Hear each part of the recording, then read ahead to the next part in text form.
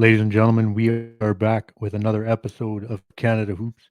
Thank you for your continued support. Please continue to download and share us. Tell a friend to tell a friend. Today, I am pleased to be joined by one of the best basketball journalists in the country. You can find him all over Rogers Sportsnet, covering the Raptors on the Raptors Show and the Blue Jays on Jays Talk Plus, and he brings you Canada basketball news and stories as well. He is Blake Murphy. Blake, thank you so much for joining us on Canada Hoops, man. Oh man, I'm thrilled to be here. I love the podcast. Glad we could finally make one work. Yeah, I appreciate that, and I always enjoy your stuff and your work throughout the basketball season, the baseball season. Happy to see your success as well. I know it's a busy time for you, man. Just check in and just let us know what is keeping you busy and what's got you on the go right now, man. Yeah, so this week we're recording this Thursday, so this has been the first week officially of me being on the Raptors show with Will Liu full time. That one's expanded from an hour to 2 hours now, and it's simulcast on TV and the Sportsnet Plus app. So that's a lot of fun. Obviously, coming off the summer we had in Canadian basketball, I'm excited to get back into basketball. Coming off the end of the summer for Toronto Blue Jays baseball, I'm excited to be back on basketball and away from the way that thing ended. So, yeah, man, Right. I'm ready to go. It should be a really fun season, NBA wide, and particularly, thinking of some of these Canadian guys on the come up in the league ahead of next summer's Paris Olympics. Yeah, you kind of led into, I guess, a thought I had, I guess, with the Raptors show is like the Raptors open against Minnesota. So then we got Nikhil there, probably Leonard Miller. Like I'd imagine throughout the season, just Canadian stories that come up in the league, and when guys are in town visiting the Raptors, like that will be, I would assume, sort of a mainstay topic, right?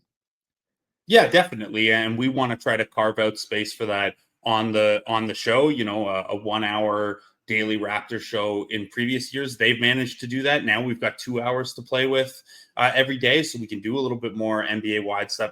We had Gordy Herbert on the show today, actually.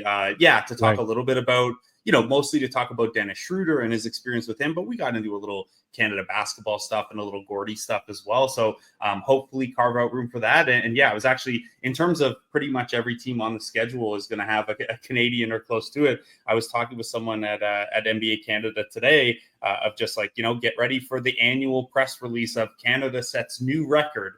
Every single year for more and more Canadians. I think the big swing one right now to see if we'll push it over the record this year is if Bidiaco gets a two-way spot with the Spurs or not, is like Right. the fringiest camp decision right now that we're waiting on.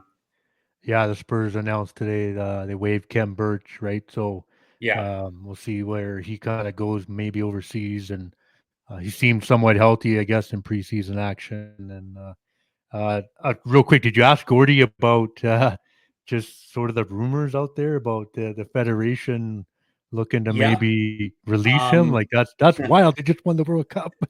Yeah, so the way I understand it from the reporting, and Gordy was careful not to divulge too much, but I can read between the lines here as a reporter, and it certainly seems like there was a pretty good offer there from a EuroLeague club based in France, and there is I believe only 2 games during the EuroLeague season for the German national team in terms of like future qualifiers and stuff like that.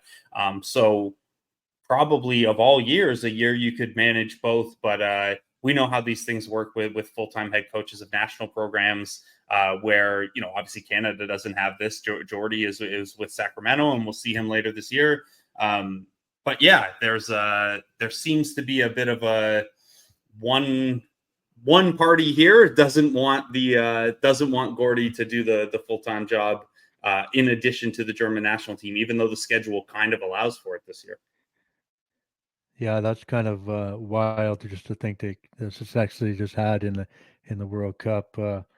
Blake, I just wanted to just kind of get if you can, just let us know, man, just your background in terms of journalism and reporting and the sports side of things, because you're so well rounded, and I appreciate your work, and just kind of give us a little insight to how that all really started for you, and just obviously you love sports as a whole, and just how did that get going, man?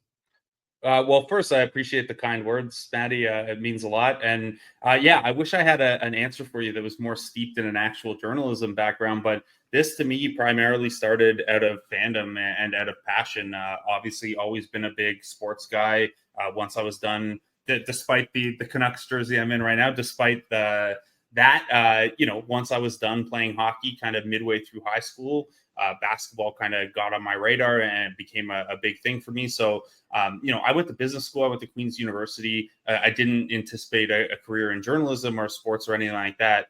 And then when I was working in Cambridge, Ontario, after I graduated, I was saving money for law school, and I was writing on the side just for fun. And it kind of hit a point where I was just like, man, I care way more about this. I'm way more excited about this than this other stuff that I'm supposed to be focusing on.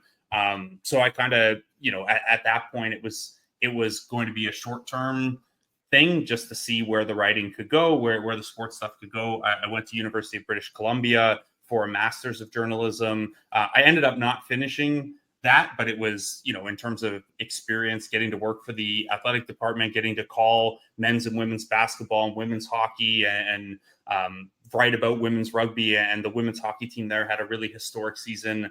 That was a year that the UBC men's basketball team was pretty solid under like Doug Plum. It was Connor Morgan's freshman season. If any Canada basketball fans don't know Connor Morgan from some of these qualifier windows. So it was really, really cool for that. And then, I dropped out about a year into the program because the Score had reached out looking to expand their newsroom. And then it kind of just went from there. I had always had the blog stuff on the side. I did 2 years at the Score and then decided to do my own thing full time. So Raptors Republic was the home base, and then doing a lot of freelance work on top of that. And the cool thing about, at that point, Raptors Republic isn't my own, but I was running it at the time. A cool thing about that was not only was the timing really great, it was the year that the Raptors went to the conference finals for the first time. That team had a little bit of Canadian presence with Corey Joseph as well. Big that 2015 summer, and then the 2016, last chance qualifiers in the Philippines. There was kind of some opportunity to make Canada basketball a part of the regular Raptors coverage there.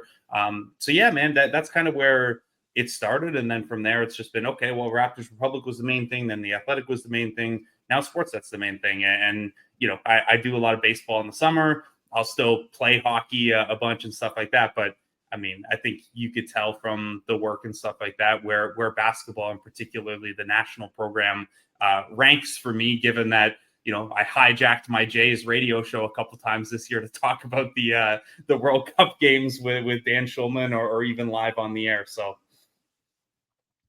No, that's cool. I mean, it's kind of cool, right? It shows like, hey, you don't have to be, right from the get-go, this is what you're pursuing. I think, opportunities kind of come your way no matter what. And I wanted to ask you, I'm a big NFL guy as well. How do you become a Jacksonville Jaguars fan, man? Let me know about that. I'm curious. Yeah, so my introduction to football is primarily through playing Madden. So obviously, Right. growing up in Cambridge, Ontario, not too far from Toronto, there's no NFL team, right? Like most people would probably be Bills fan. I think Bills and Patriots are probably the two most popular. But like I've got friends who are Vikings fans, Colts fans, Ravens fans. Like everyone just picks whatever. So actually, the reason I first started liking playing with the Jaguars in Madden was if anyone was playing Madden in the like early mid 2000s with your friends, you couldn't be Mike Vick, right? Like you just weren't allowed. It was cheating basically to play as Mike Vick. But what I found was that being a left-handed quarterback could still really mess your buddies up defensively. And the Jags had a left-handed quarterback in Mark Brunell. They also had a good running back in Fred Taylor, one good receiver in Jimmy Smith. So I was like, okay, this team's pretty good to play as in Madden. Cool jerseys. Nice. And then it just kind of built from there where like when I'd fire up franchise mode, it was Jaguars. And then you blink and then you're a Jaguars fan. And like, because it was the Jaguars, it was like a constant point of like being made fun of by friends and stuff too. So like you hit a certain point with your buddies that like, you can't go back. You can't change your mind, even if you're trying to convince yourself on Blaine Gabbert or Blake Bortles. Like once it hits a certain point, you're stuck. So it's not the most, I don't know. It's not really anything to why other than played with them in Madden a lot, and it just kind of grew from there. I was a big Mark Brunell guy. No, that's cool. I mean, Football's big in our house. I mean, I rocked a big Seahawks fan since I was a kid, and my wife loves the Packers, so it's kind of our church as Are you well. Seahawks? Did you grow up out on the West Coast? No, I actually grew up. I was born in Whitehorse, and so like Okay, cool. I know JD Bunkus. Like I know JD. Yeah, also a He's a big few, Seahawks fan.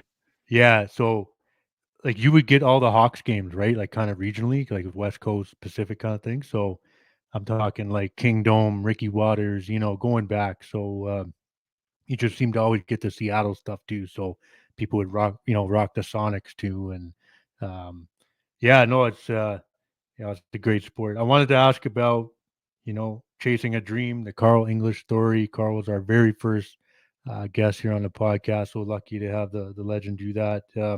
Just talk about the experience doing that with Carl to put that book together and just share his incredible story and just how he made it through, man. Well, something we have in common then, Matty, is Carl English was the first athlete I ever interviewed as well. Awesome, So awesome. when I was first starting to blog, like just for fun, this would have been while I was still at Queens, actually, before I even tried to go down the path of doing this.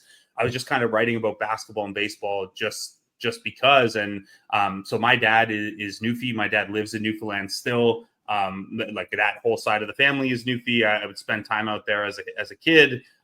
So as I was first getting really into basketball in like, I don't know, 2002 ish, the fact that there was a Newfie kid on the come up was like very, very cool to follow. So he is someone who, obviously the story around the draft and him not being picked and, trying to make it through the Pacers and stuff, that was one thing. But he was the first guy I think that I was really like, okay, I'm going to check out what he's doing overseas. I'm going to look at these, Gran Canaria box scores and stuff like that when I can.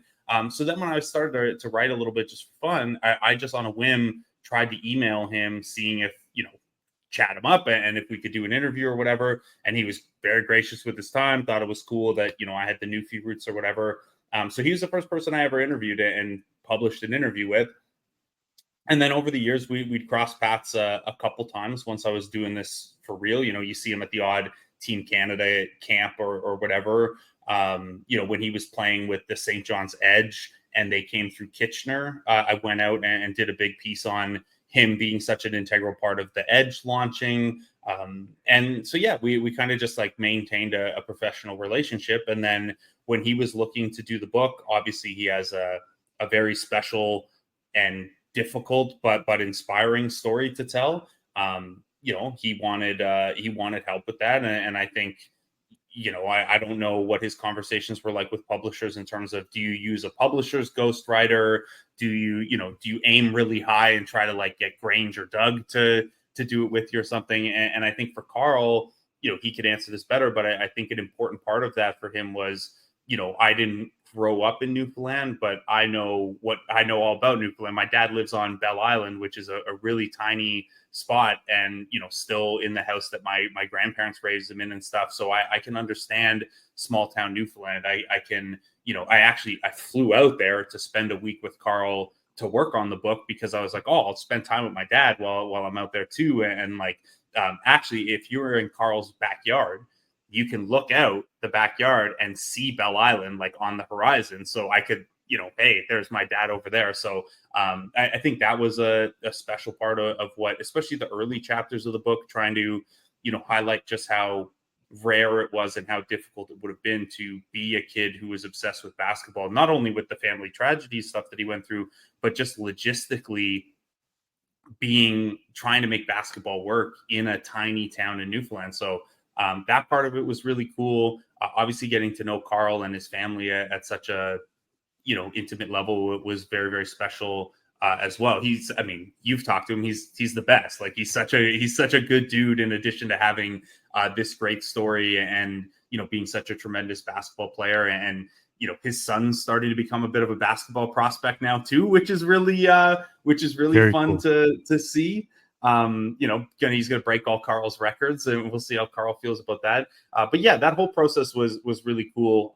It actually ended up, I ended up spending more time than I anticipated out in Newfoundland. My dad got really sick while I was out there, so he's all better now. But like that was it. Kind of, I don't know. I'm not a big like believer in this kind of stuff, but like the fact that I was out there working on the book at the exact time where like I would have needed to be out there anyway, and needing to attend to that family stuff and be there for my dad. I don't know, that whole summer of 2019.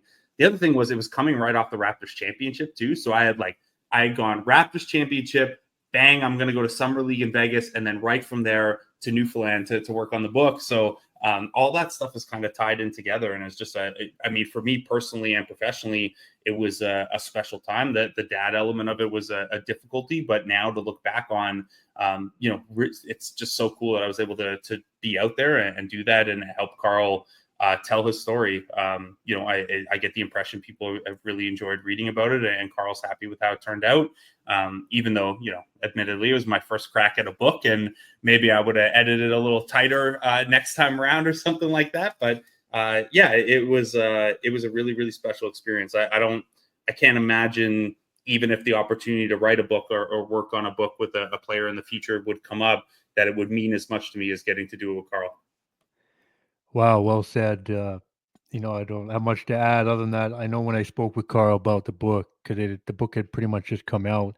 He did really appreciate you doing that with him and supporting him, and I think the Newfoundland ties meant a lot to him. And shout out Carl, man. I mean, just a true legend, and he signed my copy. The book is special to me, and Nice. He's supported us from day one.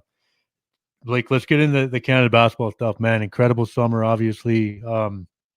Third bronze finish at the World Cup, qualifying for the 2024 Paris Olympics.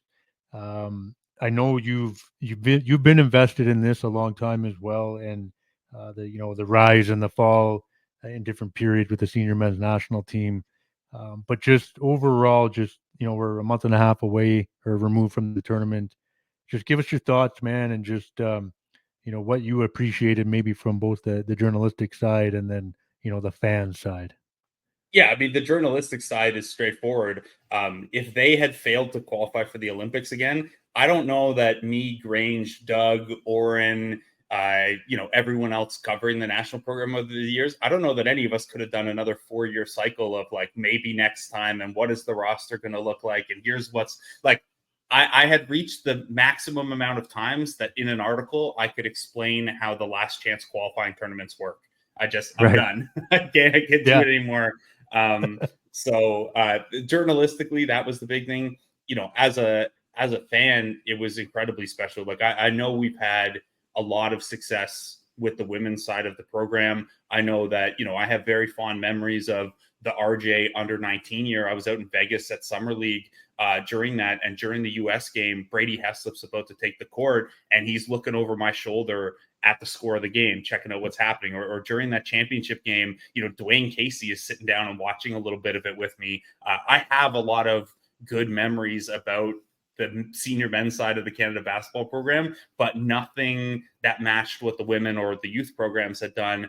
And, it's really nice to have that kind of cloud over it of, hey, there's all this talent, there are all these great stories to tell, but and that big butt is kind of gone now. Like this is a team that just medaled at the World Cup. And I know in Canada we can sometimes be pretty Olympic focused. That's the way the sports media and the sports culture is in North America around these big international events. But the World Cup is a bigger, more difficult tournament that most places take more seriously. Like it was unbelievably special. So as a fan, to see that, to see the reaction of guys like Kelly and Melvin Edgem, who is, you've had Melvin on the show before, right?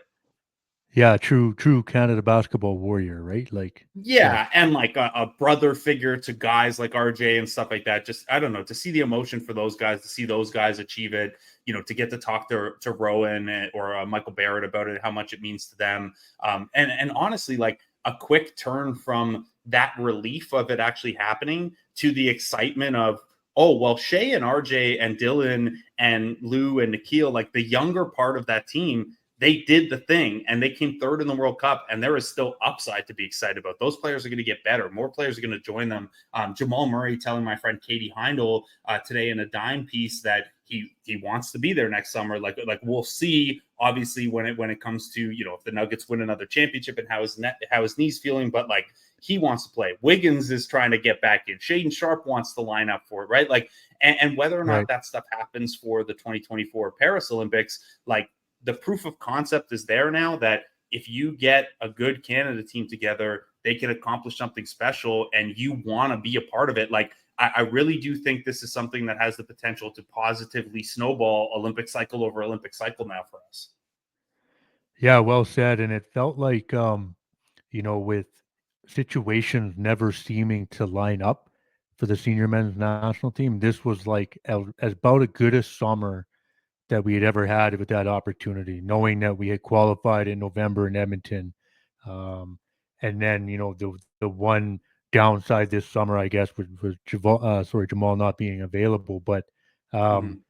just it seemed like because everything was right in place, like it had to happen. It just felt like, and I was just telling everyone, like, this is a special summer in so many ways. I can feel it, and I knew we were going to qualify. I just to get the bronze and go that deep. And beat the U.S. in doing that. Like, I just had Trey on prior to you joining us, and he just said like that was cool. Like getting a medal was special, but to win a game against the USA internationally in basketball, it was like the guys enjoyed that, right? And special summer, and the situation finally lined up. I'm just wondering for you, like which player or situation on this roster surprised you the most from the World Cup this summer?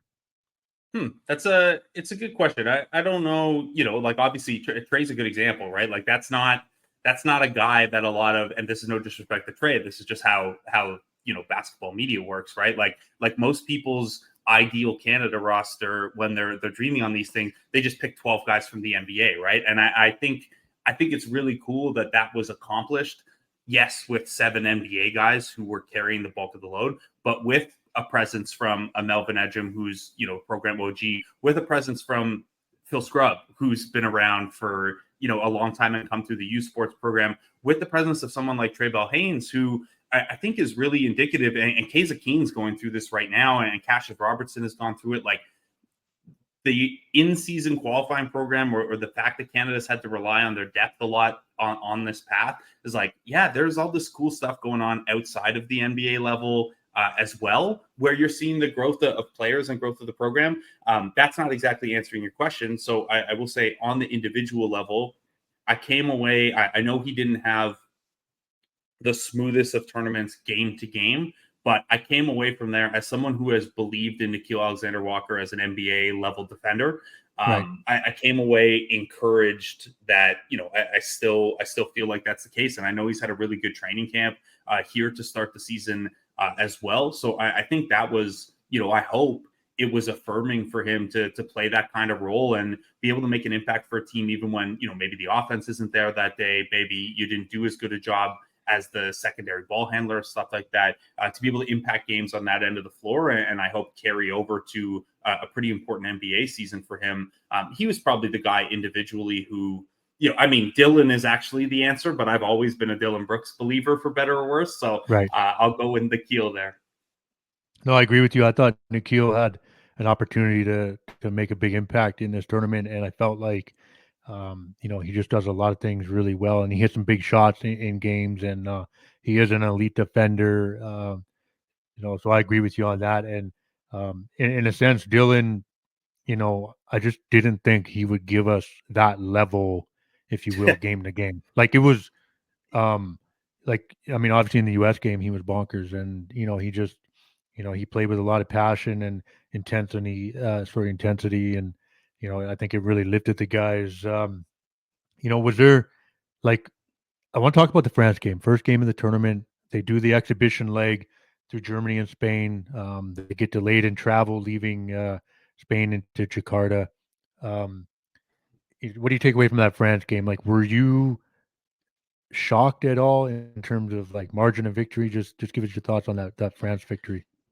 Yeah, I was surprised that it ended up going that way. And, full disclosure, the first part of that game, like that, if I'm remembering right, that game took place while I was on air doing my Jays show. So I was getting people tweeting into me being like, dude, we can tell you're watching basketball. Like we can see you looking off camera at a screen. And I was nervous, man, because that's a spot where Canada, when we built up all this momentum in the past, that was usually the spot where, hey, once you play a big boy team, that's where the other shoe drops or something like that. I know more often it's been like at the finish line instead of early in a tournament. But, even you think back to the 2019 World Cup where, the roster ended up taking some of the wind out of our sails, but also like they just from the outset, you knew it wasn't going to be it that year. So, that first quarter had me pretty nervous.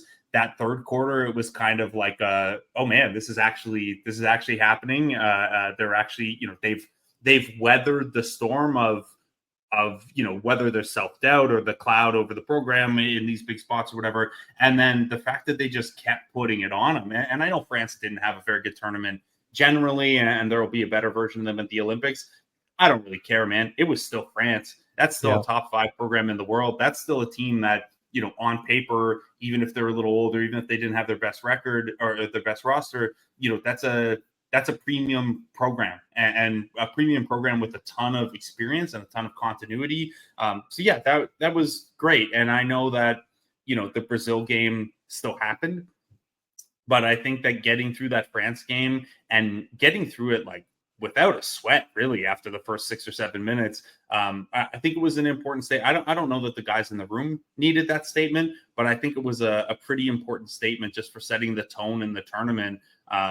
You like to set a tone nice and early. And yeah, it was a pretty great first foot forward. It also, more pragmatically put you in a really good position in terms of, seeding and point differential too for the rest of the round robin. So for me personally, it kind of took some of the, I was able to exhale a little bit, at least until the Spain game. No, agreed. And I think in many ways it set the tone for the tournament. And then you look at like when they were playing overseas or in Germany with the exhibition series, and then in Spain, like they take both Germany and Spain to overtime, and that experience. Michael Bartlett talked about that with me. He's like, hey, that helped us in the tight game with Spain. It helped in the U.S. game. Yeah, just an incredible tournament. I mean, like I'm not afraid to admit it. I was emotional after we qualified and beat Spain. That was a moment I will never forget. We were kind of in the middle of a family holiday, so I had throughout the tournament I was watching games here in Calgary and Kamloops and Vancouver, and it just a time I'll never forget. I just want to do a little roster, maybe addition, subtraction, speculation, if you will, for next summer.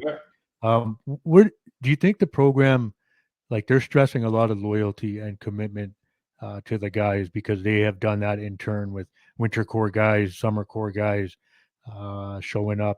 If you had to be Coach Rowan GM Rowan and Coach Jordy, like, where do you think they go in terms of adding one or two guys? We talked about Wiggs wanting to jump in, Shaden Sharp wants to play.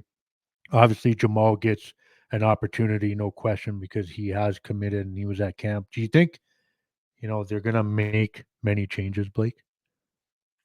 This is such a tough one, right? Because like, look, the case for having a roster only of guys from the 3-year core is pretty straightforward. Those guys committed. You want to honor that commitment. Even if Nick Nurse isn't still here, that was a program commitment. You want to honor that. If you are looking ahead to future Olympic cycles, you don't want to tell the top players, hey, if we get to the Olympics, we'll let you in at the last minute. Because I think that would hurt your ability to get commitment all through the Olympic cycle and in future cycles. It's certainly for, World Cup events that happen on the other side of the world. Like I believe the next one's in Qatar. So it'll be something like that again. So I don't think you want to set that precedent. At the same time, this is the first time the men's side is back to the Olympics since the year 2000. There will be a ton of eyeballs on this. It is a opportunity to continue the momentum of the program. I don't think you want to cut your nose off to spite your face here and draw too hard a line in the sand.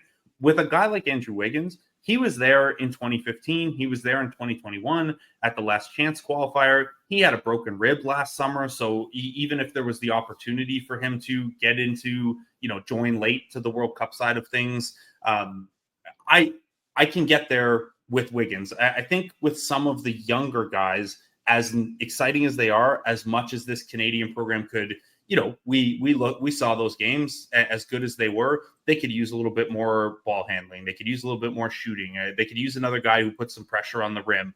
Maybe that's Jamal Murray. Maybe Jamal Murray checks all those boxes because he's one of the very best players in the world. But you'd love to have a more dynamic piece like a Shaedon Sharpe or a guy who has program experience and is a steadier set of hands like an Andrew Nembhard. But you have to be careful about where exactly you draw that line, and the guys who did make the commitment for multiple years and who were there in the World Cup. So I realize this is a wishy-washy answer, but I think it's a wishy-washy situation where you don't want to draw a hard line in the sand, but you have to be careful. I think, the way I would probably do it is, Wiggins, if you believe there's a commitment to there and he's there throughout the entire process, he has a chance to come in. There is enough, to me, equity from the prior years and injury and certainly the family stuff that he's dealt with over the last couple of years as well. I can get there with Wiggins. I would love to see, honestly, just an expanded camp roster just to get more guys into the fold and experience.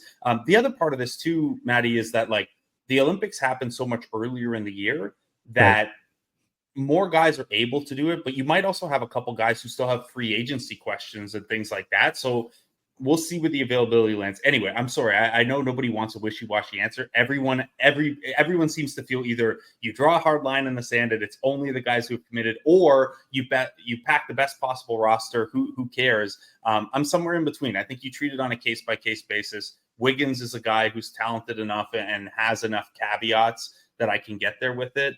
I have trouble when we get to, does Melvin Ejim lose his spot after all these years because, I don't know, a guy who is the 17th best player in the NBA has NBA or 17th best Canadian player in the NBA has NBA on his resume and is maybe a better player than Melvin Ejim, but doesn't have the fit or doesn't have the system continuity. And we're talking about an 11th man role. Those are where, that 11th and 12th spot, I'd probably lean, like, if you're not going to be a key rotation guy, I'm leaning toward the continuity guys, the leadership guys, the locker room guys. It's not the smoothest of answers. Obviously, I'm still working through it in my head exactly how I feel about it. Because this is a Canadian team that's going to have a chance to medal at the Olympics too.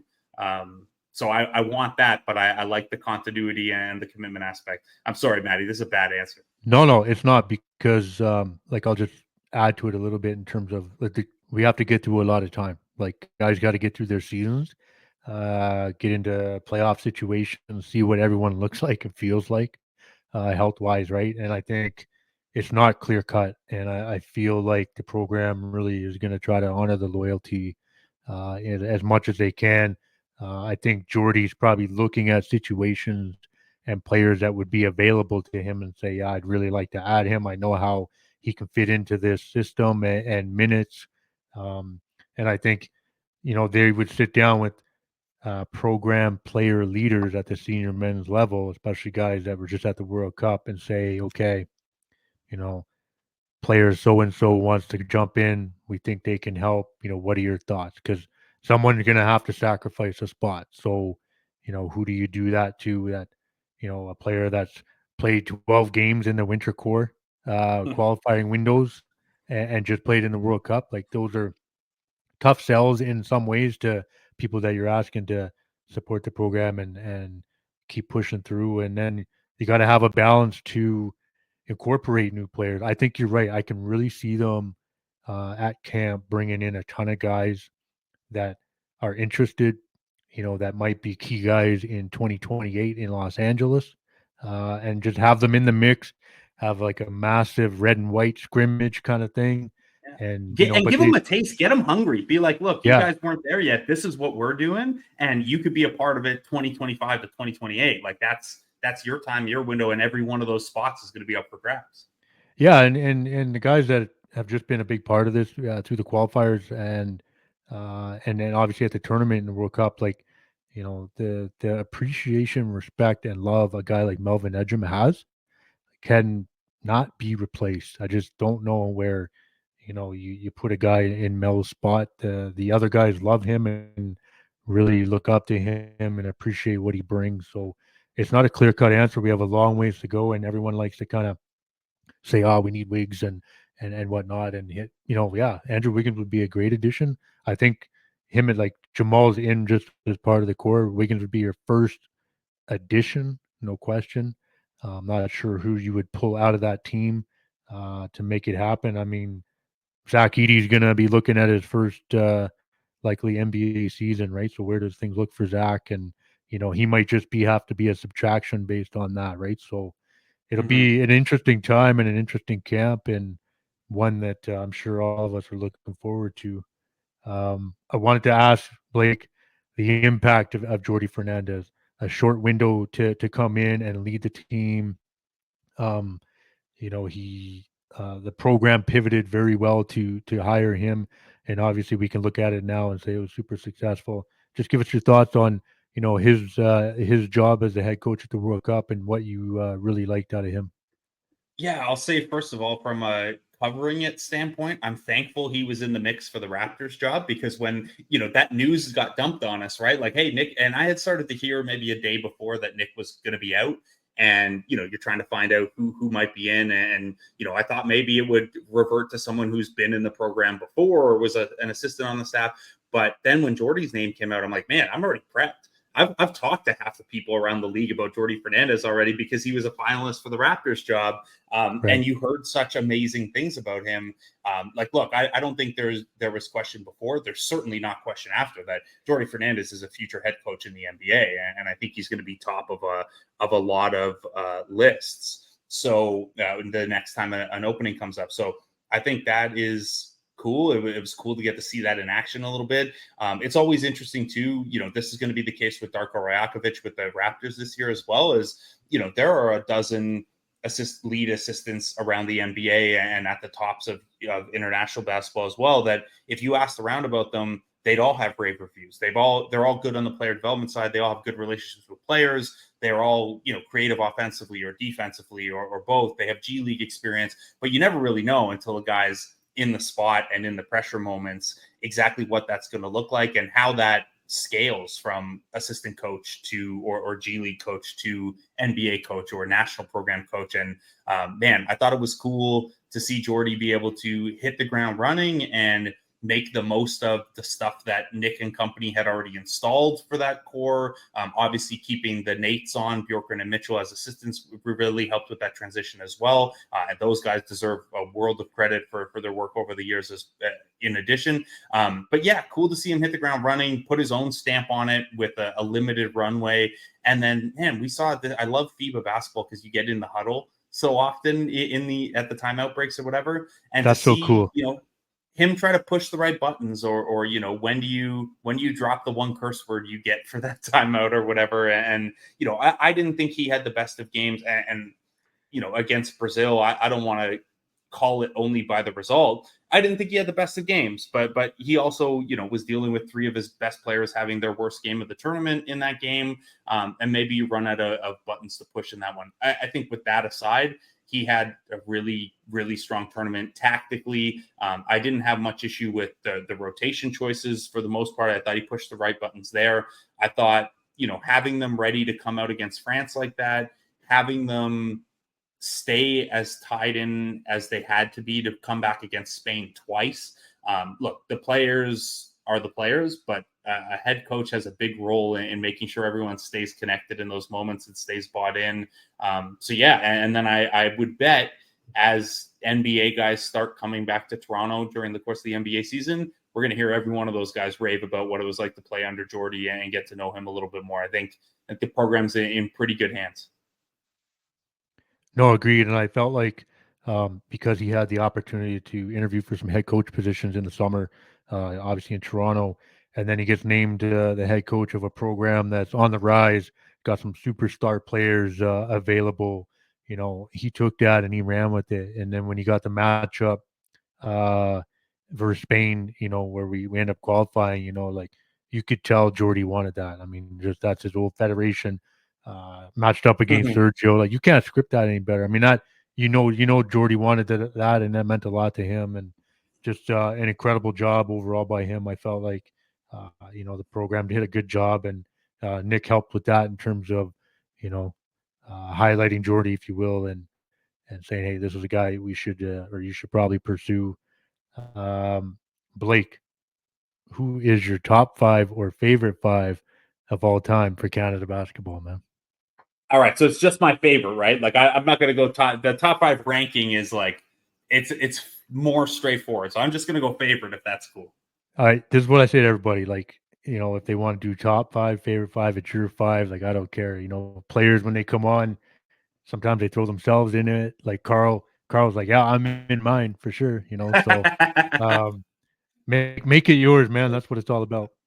All right. Well, number one's pretty straightforward. I literally wrote the book on Carl English. So Carl English, obviously for the Newfoundland ties, him being the first player that I ever interviewed, him meaning so much to the national program throughout the years. Even yeah, sure, he wasn't one of the next NBA players coming out of Canada, but he was the best Canadian player in international basketball for a good chunk of time there. So yeah, this is a Carl English show right now. So Carl English Yeah, yeah, is yeah, number one for sure. for sure. Oh, okay. Two would obviously it is hard for someone of my age or probably any age not to have Steve Nash on the list. Right. I started watching basketball around 2002, 2003 ish. And it was, right as Steve Nash was about to take off, I got to see him visit with the Suns a handful of times. Matty, in my job, you don't lose like how much you love basketball and the passion for it and stuff, but relationships change and how you interact with it changes a little bit. I will tell you, Steve Nash is still like the only person I get like nervous around interviewing in basketball. Like I've done the Carl English, like I've talked to Vince Carter now. Like players know who Steve Nash would still makes me nervous, man. And then obviously just like I mean, until Shea passes him in a couple years, the best Right. Canadian basketball player of all time. So Right. uh, so I'll go Jamal Murray as my next one. I know he wasn't a part of these teams this summer, but he is from Kitchener. I grew up in Cambridge. He would have Nice. played against my high school on his way up. Obviously, I'm much older, but the 519 representation is important for me there. And honestly, he's also professionally, he's like the first Canadian guy who I started writing about like as a prep guy, like before he got to Kentucky even. So it's pretty cool from a professional standpoint as well that he's kind of the first like prospect to star guy that I've been kind of along on the ride with, if that makes sense. Yeah, yeah, for sure. Okay, so should give some love to the women's side of the program as well. You could go a lot of different routes here. I'm going to go with Nata Chanwa because we're going to keep it in the Sportsnet family instead of the TSN family. I You got you. couldn't go wrong with either. I could have gone East Coast with Bridget as well. I could have thrown it back more, but we'll go with Natalie Chanwa. And then for the last one, I was stretching for a fifth one. Like I thought about, picking a coworker or something like that. Like Sherman, Javon are around a bunch. But if I'm being honest, probably the first Canadian player that I was, checking the real GM threads about and trying to see the draft stock on. Denham Brown, man, like one of my best friends in high school and the guy who I watched the most basketball with, you know, probably until I was like 30 years old, is a huge Yukon fan. So I got to see a lot of Denham Brown. I got to hear endlessly about Denham Brown, the first guy really Canadian, maybe a bit of Juan Mendez in there as well. But like the first guy you're tracking the draft stock of. And I'm obviously a big G League guy, and he was one of the early G League kind of adopters as well. So no, it didn't quite get there on the NBA side, but deep appreciation for the path and getting to track Denham Brown kind of in my high school and university years. That's cool, man. I got like that's a dope five, man. I really like that. That's I mean Carl and Steve check the box for me too.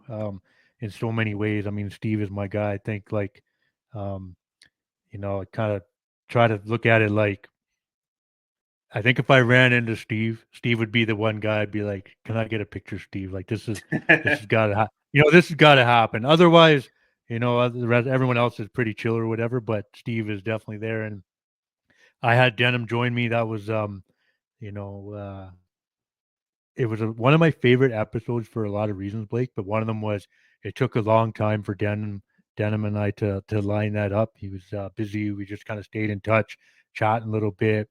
And at that time, a lot of people that listened to us were just like, when's Denim Brown coming on, man? So it took a long time to line it up, but it was so worth it because I remember watching him at UConn, man, just electric and Oh man, you just as a Sonics guy too. The draft yeah. and like the that being kind of the football being taken away from you on that one must have been a tough one.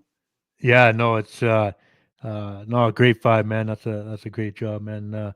Blake, any shout outs, man, or thank yous before I get you out of here? And we appreciate you joining us, man. Oh man, just the people who look, you're one of them. We got our guys Hair Canada and Witter and B Ray and all those guys that the bunch of Canada accounts that just have a bunch of numbers in their Twitter handles. But there Yeah. is such a cool hardcore Canada basketball fan base, and it's not just about hey, how many guys are there in the NBA or which guy can I see on an NBA night? It's these real GM threads tracking the guys overseas. There are again, to shout out Hair Canada, the big scouting reports ahead of the youth events and things like that. There is such a cool community around this program that is, this is a national team and a national program. Of course, we want lots of people to be excited. We want everyone to be excited about it and get in on it. But I found myself thinking a lot about those people who, like yourself, like a lot of people online specifically, have spent the last 23 years waiting for a moment like this summer, being in the weeds of it, living and dying with every guy who didn't get drafted, or hey, is this guy going to get to a EuroLeague team? What does this roster look like for the qualifiers? It's really cool to have gotten to be a part of that over the last 2 decades or so, and I was really happy for everyone involved, but especially those people who have been hardcore about something that, let's be honest, in the Canadian sports media landscape, the Canadian sports landscape, until fairly recently had been kind of a niche passion, right? To be excited about, hey, what European team is Cassius Robertson going to next and things like that. It was a special summer for a lot of reasons. I think a lot about that community of people. I'm sure that's your core listenership. So thank you to those people and people like yourself, Matty. No, yeah, I appreciate that, and you hit it on the head, man. Like that was who I was thinking about too, right? Like we qualified for Paris, we win bronze, and that was the community that's just going nuts on X.com now, and and those are the people that I enjoy talking to and networking with, and I know they support the program at the same level I do. So shout out everybody, and yeah, most of them listen and we appreciate the support, and I know they appreciate your work. So everyone's going to look forward to hearing this episode, Blake, and yeah, hope to have you back, man. We appreciate it.